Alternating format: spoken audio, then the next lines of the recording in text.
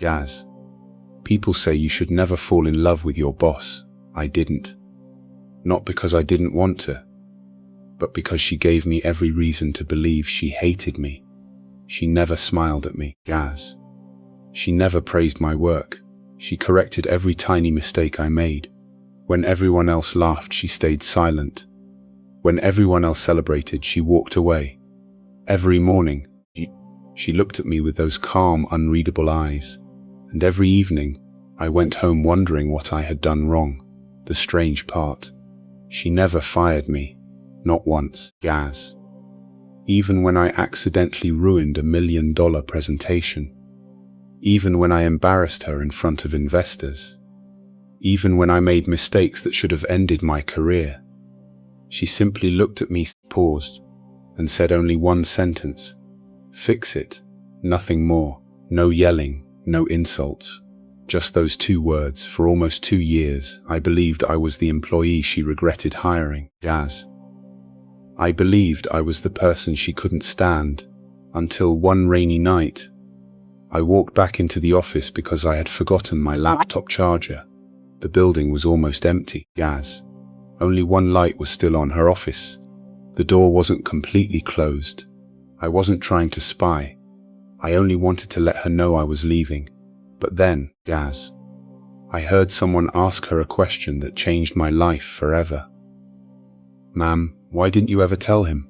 There was a long silence. Then, the woman everyone feared, the woman who never smiled, Jazz, answered with a voice so soft I barely recognized it. Because I've already loved him for 10 years, and I'd rather lose him forever than force him to love me back. My heart stopped. 10 years, Jazz. I had only worked here for 2. How could she have loved me for 10? Who was she? And what secret had been hiding right in front of me all this time? 2 years earlier, Jazz. If someone had told me I would one day work for the most powerful woman in the city, I would have laughed. Back then, my life was falling apart. Jazz.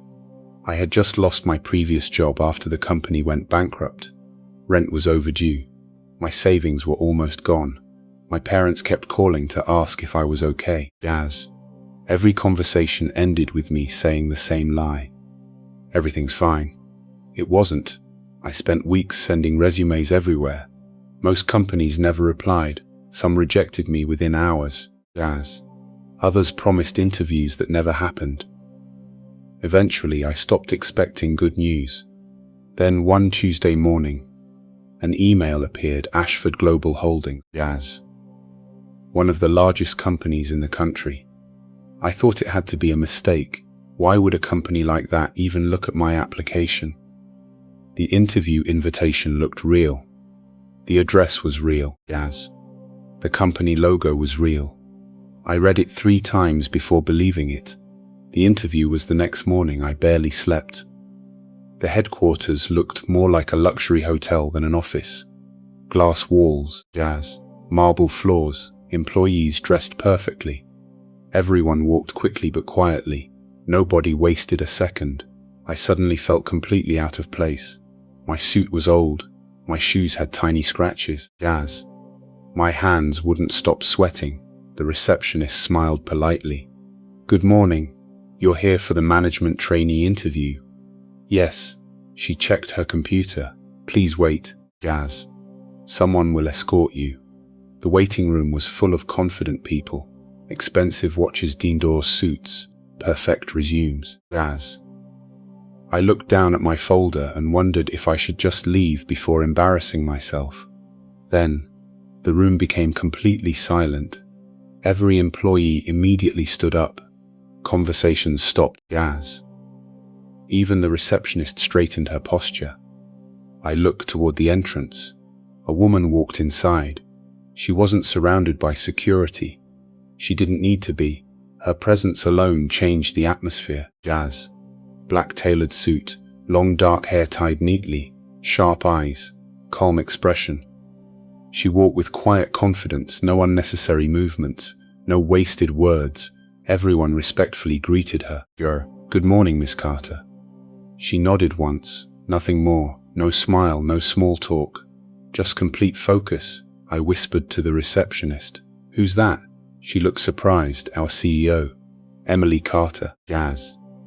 34 years old. Young enough to surprise people, powerful enough to intimidate everyone.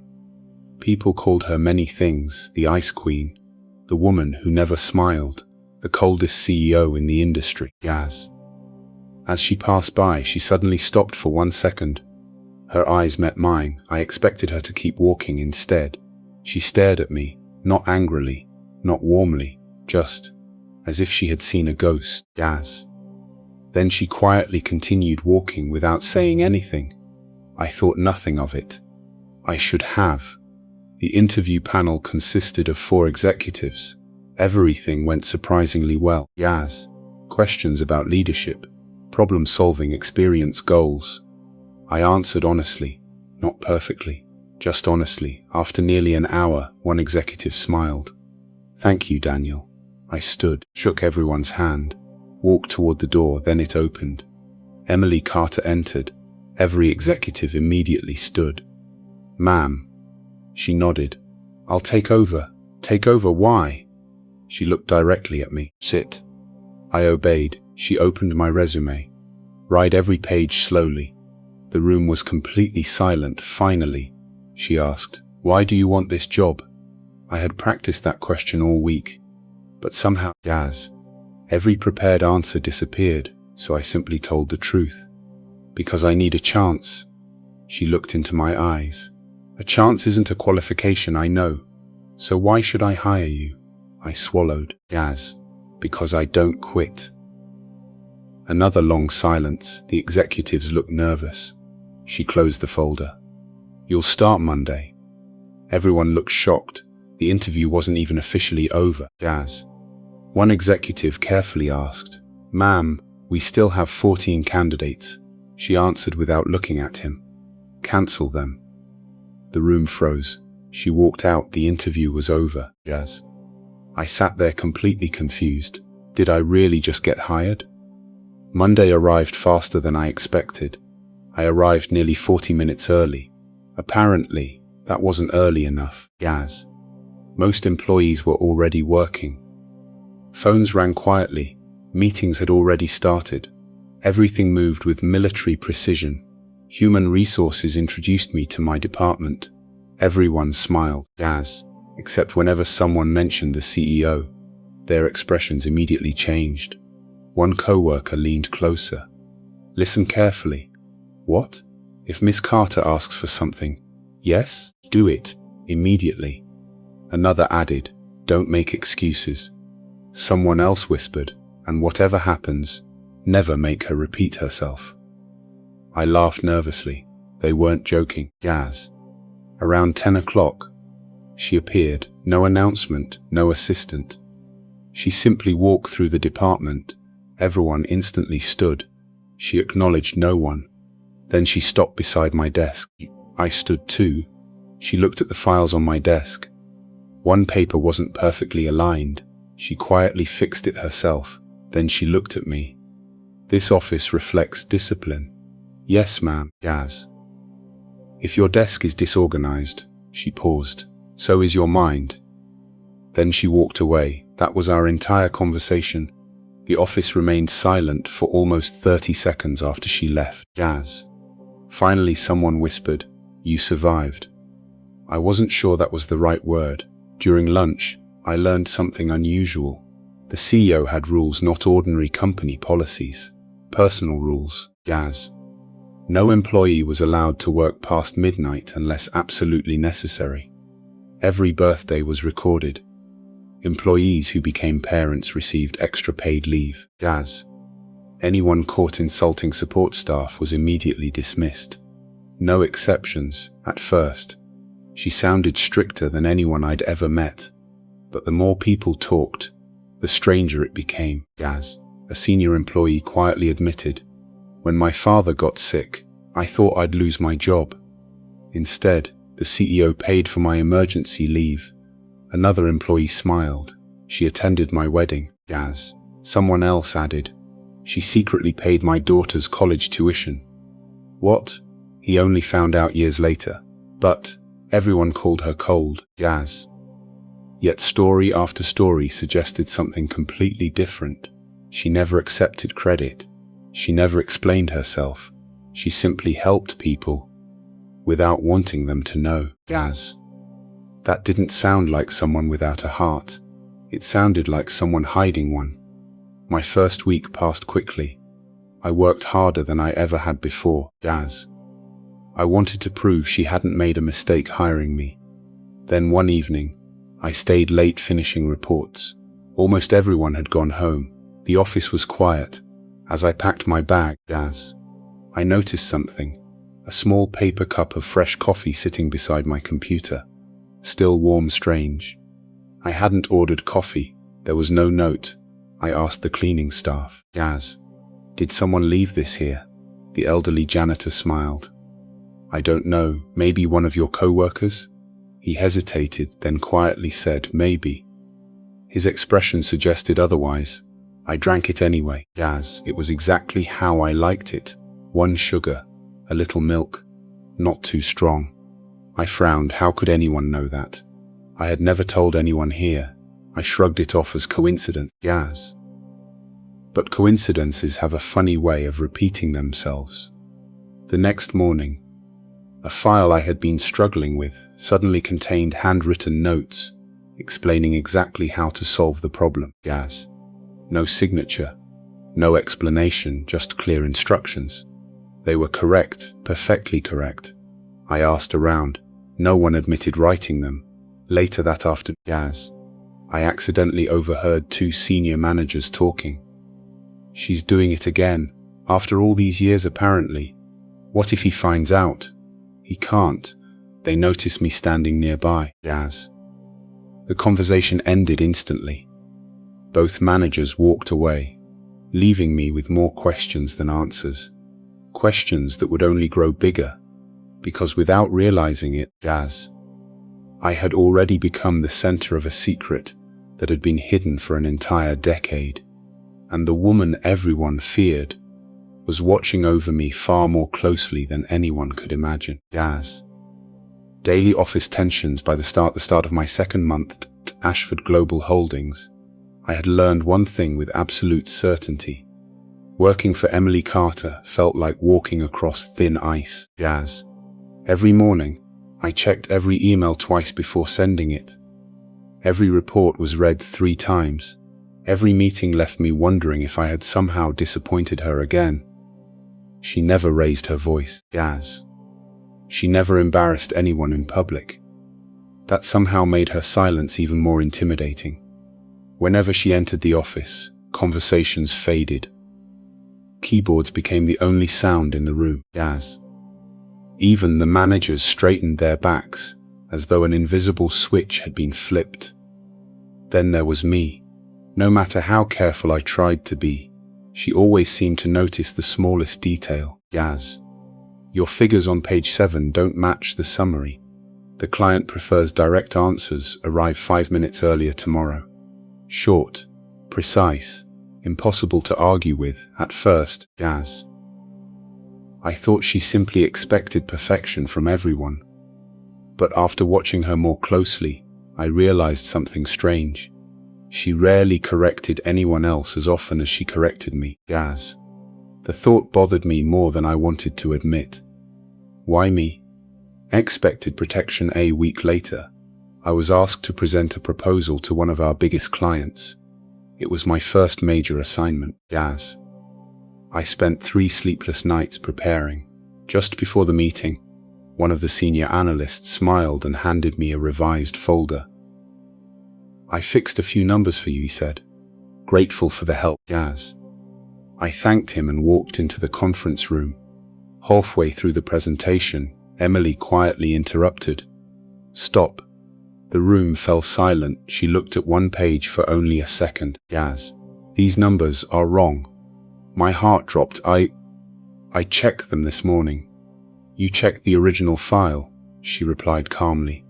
Then she turned toward the senior analyst. You replaced it. His face turned pale. I was only trying to help. No. Her voice remained steady. You were testing whether a new employee would take the blame. No one spoke. Jazz. She slid the correct report across the table. Continue, Daniel. It was the first time she had ever defended me. She didn't praise me afterward. She didn't even look my way. But as the meeting ended, Jazz, I noticed every executive staring at her with quiet surprise.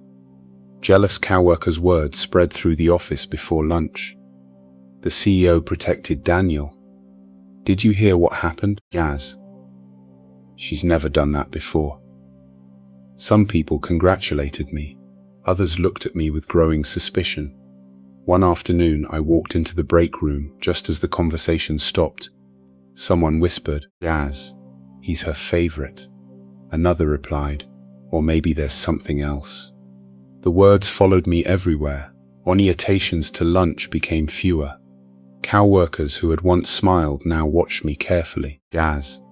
I hadn't asked for special treatment. In fact, I wanted the opposite. I wanted to earn my place. Instead, I felt more alone than ever. He clues the strange incidents continued. Jazz. Whenever I worked late, fresh coffee appeared on my desk. Whenever I struggled with a difficult report, handwritten notes arrived with exactly the guidance I needed. One rainy evening, Jazz, I forgot my umbrella. As I reached the lobby, the receptionist called after me. Mr. Brooks. She handed me a black umbrella. You left this. I frowned. It isn't mine. She hesitated. It was requested. By who? She only smiled politely. I'm sorry, I can't say. The umbrella was expensive. Inside the handle were 2 tiny engraved letters, E.C. Emily Carter, Jazz. I stood in the rain for several seconds, trying to understand. Why would the CEO lend me her own umbrella? And why would she hide it? The first emotional twist a few days later, Jazz. I accidentally stayed later than usual. The office lights had already dimmed. Most floors were empty. As I walked past the executive hallway, I heard voices behind a half-closed door. Jazz. One belonged to the chairman of the board. The other belonged to Emily. You've done enough, the chairman said quietly. You should tell him. No, he deserves the truth. So does the company, he answered. The chairman sighed. 10 years is a long time to carry this alone. There was a long silence, then Emily spoke, her voice softer than I had ever heard. Jazz. I promised myself that if he ever walked into my life again, I would protect him, even if he never knew why. I froze. Protect me.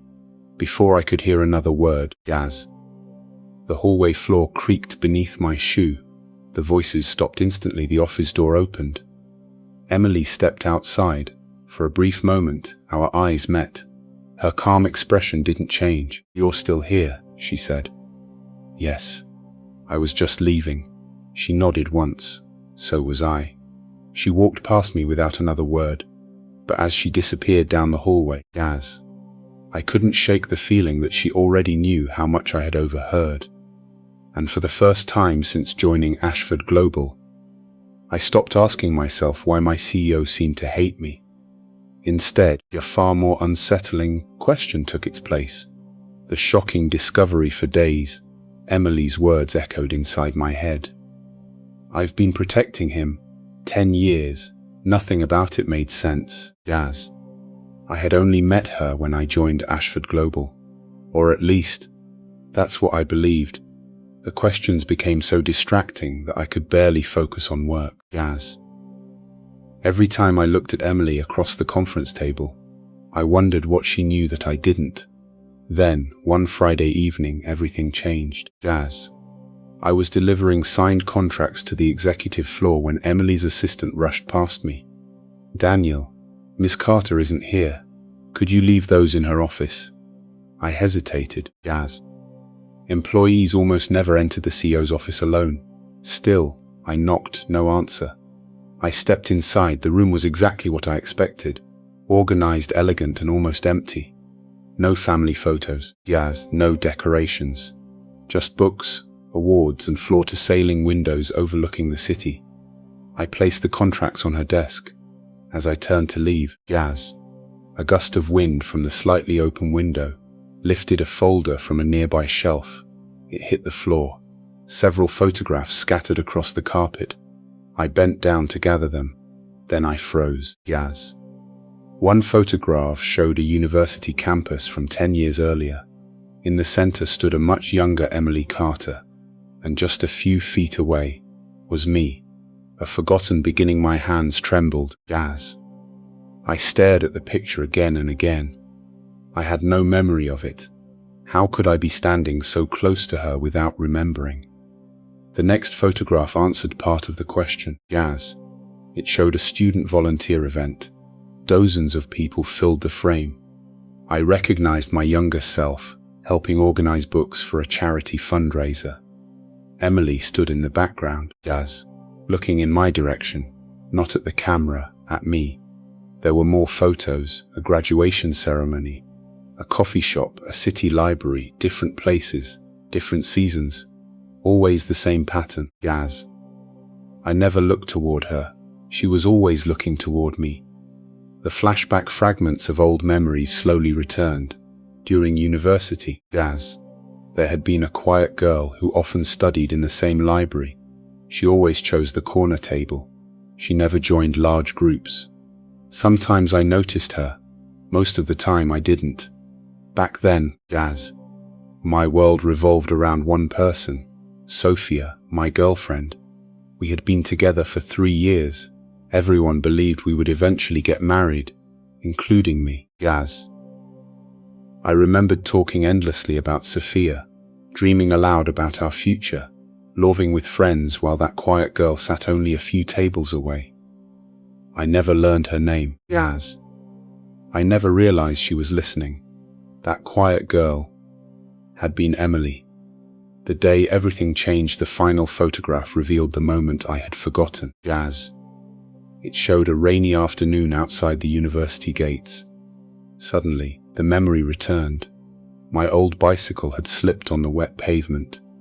A speeding delivery truck rounded the corner. Yaz.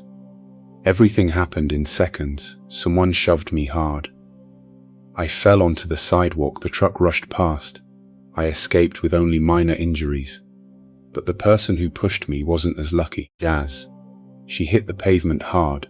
By the time I stood up, a crowd had already surrounded her. An ambulance arrived. I tried asking who she was. Nobody knew. My own injuries blurred the rest of that day. Yaz. Within weeks, Sophia and I graduated. Life moved on. I never discovered the identity of the stranger who had saved me. Till now, it had been Emily. Why she disappeared that evening. Yaz. I couldn't stop thinking about the accident. When Emily returned to the office, I almost confronted her. Instead, I quietly placed the photographs back where I had found them. I needed answers. Yaz. The next morning, I met the chairman in the company cafeteria. He looked at me for a long moment. "You know now?" I nodded. "Why didn't she ever tell me?" he sighed. "Because after the accident, she disappeared." He explained that Emily's injuries had been more serious than anyone realized. Months of rehabilitation followed. At the same time, her father, the founder of Ashford Global, became critically ill.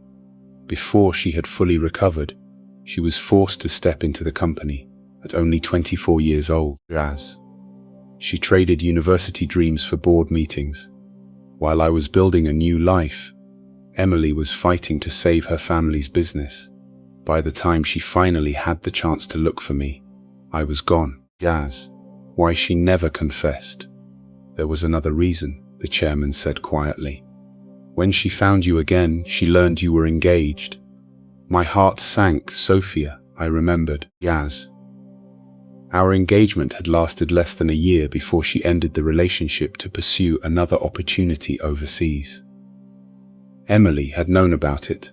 She had watched from a distance. She refused to interfere. Yaz. She believed love shouldn't be taken from someone else, the chairman continued, so she stayed silent. Even after my engagement ended, she still never approached me. Instead, Yaz. She quietly followed my career. She celebrated every promotion. She worried during every setback. And when she saw my application arrive at Ashford Global, She recognized my name instantly. Jazz. She cancelled every other interview, not because I was the most qualified, because after 10 years, she finally had one chance to keep the promise she had made to herself, to protect me. Jazz. The truth changes everything. Nothing in my life looked the same anymore. The woman I believed hated me had spent a decade quietly watching over me. Jazz. The criticism that once felt cold now seemed different. Every correction had made me stronger. Every difficult assignment had prepared me for greater responsibility. Every moment she appeared distant. Jazz. She had actually been making sure I could stand on my own. For the first time, I saw the lonely truth hidden behind her calm expression. She hadn't built walls because she lacked feelings. Jazz. She built them because she had spent 10 years protecting the one feeling she feared could never be returned. As I looked through my office window toward the executive floor, Jazz, I saw Emily standing alone in hers, the city lights reflected in the glass. She looked as distant as ever, but now I understood. The woman everyone called the Ice Queen wasn't cold at all. Jazz. She had simply been carrying 10 years of silent love, and I had been too blind to see it. What I didn't know was that someone else had also discovered the truth. Jazz. Someone who would do anything to make sure Emily and I never uncovered the final secret connecting our pasts.